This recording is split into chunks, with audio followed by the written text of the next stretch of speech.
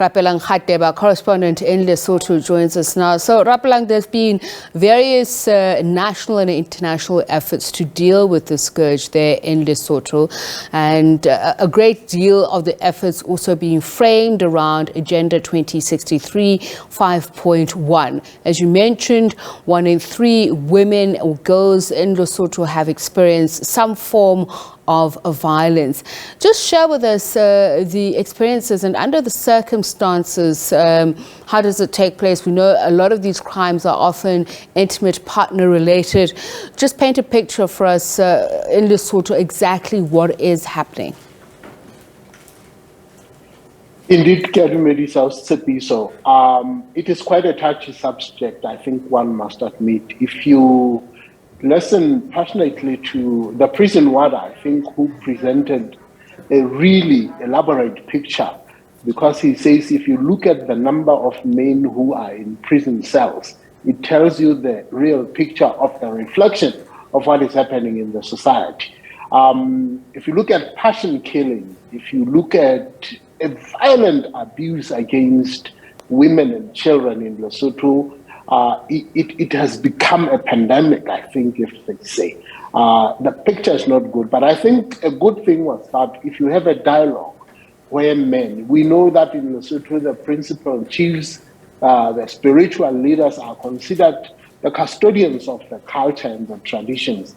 And when you have these two in the room, it creates a dialogue, because many times the spiritual leaders tend to say they only consider mostly the spiritual aspects of things. But then you live in a society where if you call the principal chiefs, you know they can spread a word, they are respected, they are the ones who can actually shape and change the tone of how young men are raised, how they treat their younger sisters, such that I think by the time they grow up, they look at them as people that they need to protect, not some elements that of a weaker vessels that they can easily violate like that. Take us through the name of the campaign, what exactly it means, Rapelang, and also just speak to us when these religious and traditional leaders, I understand that the approach that they're taking is more around awareness and advocacy-based approach. The kind of messaging to young men, to the boy child, to men, and whether or not it's resonating. Indeed, I think you are right. Sesotho can better put it when they say sekwelebanna. It appeals to a macho man, it appeals to a strong Mosotho man. This was a phrase that was used in the warfare. So even when a man wants to give up or has lost hope on anything, they know that if the commander of the army said sekwelebanna, it doesn't care how you feel, you return to war. You change the approach and the tactics on how you want to fight that war. And I think using that term, saying return to basics, and it speaks to a man when he says you are the protector, you are the defender. Assume your role as a man, assume your role. Consider that there is a pandemic that you need to man up. And you have to be the protector, you do not have to be the violator. You don't have to be the perpetrator, but man up. Look at that young, vulnerable woman and be sure that you are the one they can run to, not run from you. Rapelang, let's talk a little bit more about the multi-sectoral approach. What exactly is being done? Who is involved? The initiative was organized by the UN, I think, trying to the SGDs, the Sustainable Development Goals, that by 2030 they want to see Lesotho and, of course, other countries having made inroads with such pandemic of abuse. They have now, I think, engaged and said, if you start with the moral high grounds, if you start with the custodians, being the spiritual leaders and the traditional leaders, you can now start a conversation. What I would really like to see is also to put politicians, to put ordinary men in the village, because politicians tend to be the ones who do the law. If you've been following what has been happening in the US regarding to abortion rights and stuff, I think you need politicians sitting in one room and understanding that the laws that they impact, if somebody rapes a woman and just gets scot-free with it, gets a free bail, or gets slap on the wrist, it does not send a proper message. But if you have the legal practitioners, if you have the parliamentarians, the politicians in one room, they get to understand, and the judiciary, such that if police, which many times really do not understand the depth or the magnitude, when a woman goes to report a case of abuse, the first question is, who do you suspect? And obviously, somebody who is close to you in your proximity. And the question is, they need to wait for some sort of action. They are not preventative, but they always want to come when there's been blood that's been spilled. And by that, it's always just too late. So if you get these groups together in one room, I think the chain becomes a lot stronger, such that when the police initiates an arrest, it goes to court, and ultimately it ends up, it's a chain that cannot be broken easily. But now everybody seems to be doing their things in silos where they are. All right, so we'll talk about sexual and reproductive health rights and also medical attendance availability in just a moment. But I want to go to the issue of traditional or cultural norms that are often corrupted or manipulated. And Rapelang, I would like to talk about the practice of Hushubedi. So this is something that has been spoken about as being grossly manipulated by those who want to, perpetuate acts of sexual violence. Tell me a little bit more about this and how this has been spoken about. How is it being approached? Indeed, I think you will consider that, especially in winter. This is the time when the initiation schools are open, and we hear lots of stories. A tradition that has been well respected and very good, it gets abused because the fact that men have been separated, are no longer with families, some working, migrating to the cities, and we find child-headed households. There is no synchrony when it comes to upholding the principles of bringing up a whole child.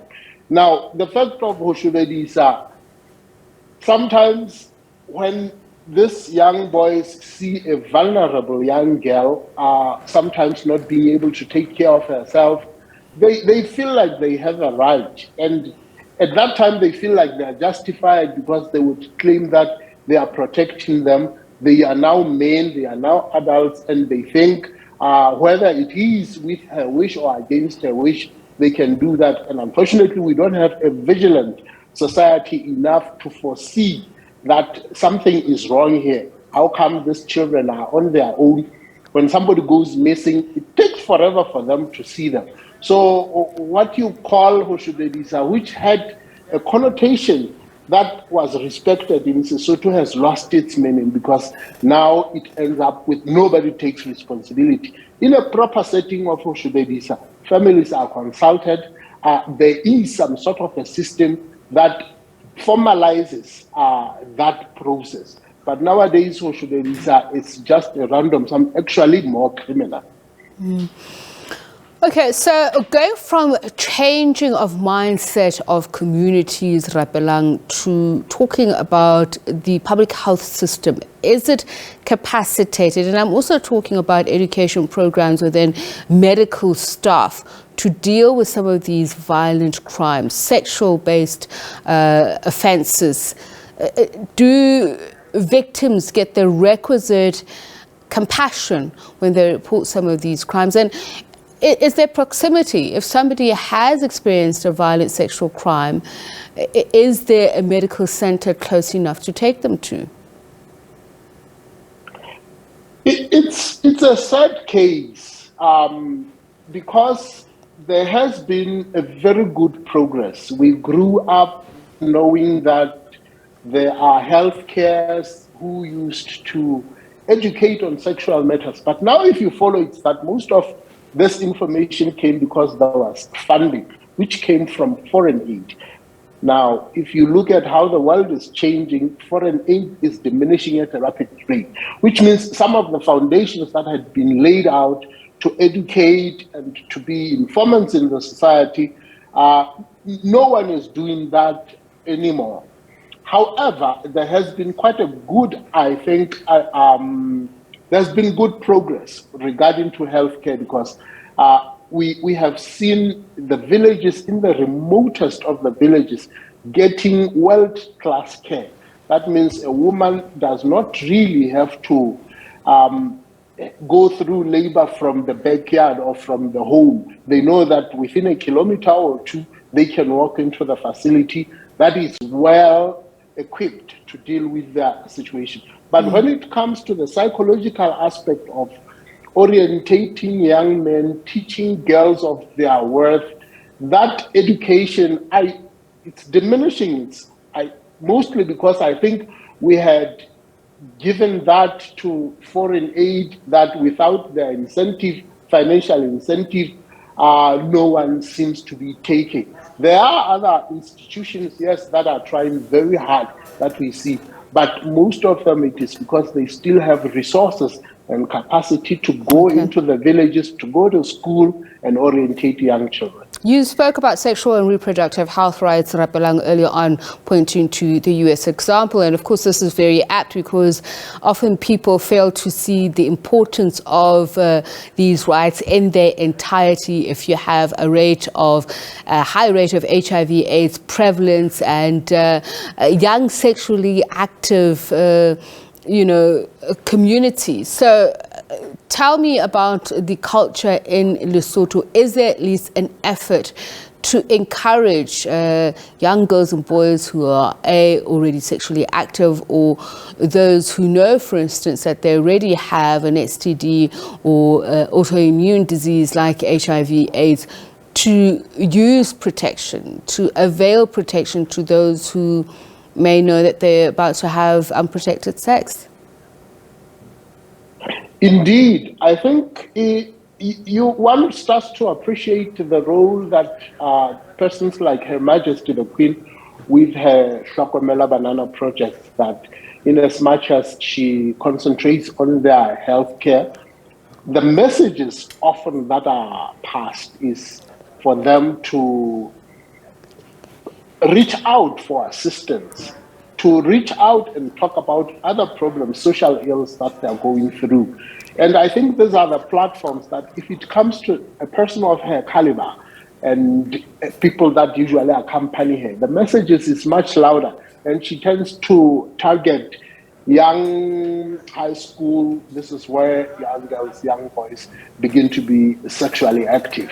So you still have hope that messages like her at least will reach the targeted audience. Rapelang, let's leave it there. Thank you so much. My colleague Rapelang Radebe, who is our correspondent out there in Maseru, Lesotho.